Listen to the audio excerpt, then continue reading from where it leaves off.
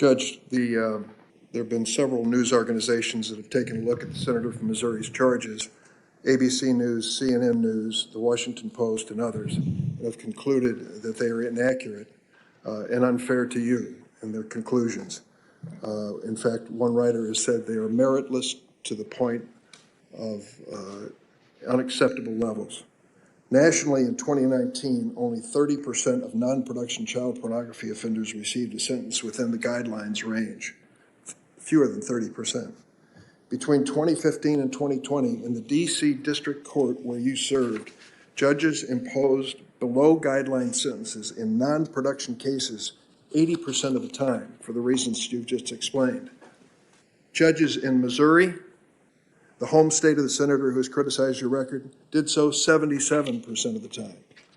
One particular judge whom the senator supported to become a federal judge by appointment of President Trump, unfortunately, has 77% record. If I'm sorry, I'm going to make sure that this is accurate.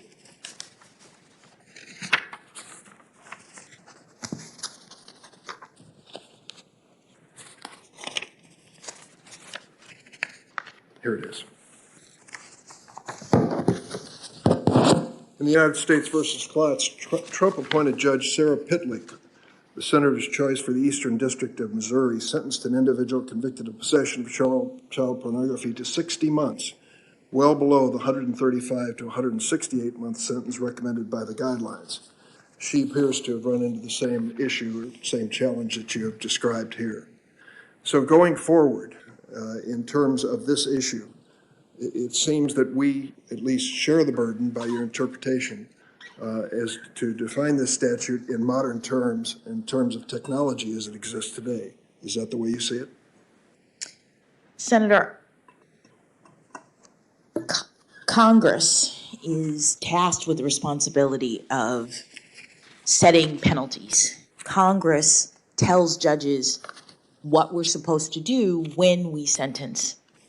And what I'd say is that Congress has to determine how it wishes for judges to handle these cases. But as it currently stands, the way that the law is written, the way that Congress has directed the Sentencing Commission appears to be not consistent with how these crimes are committed.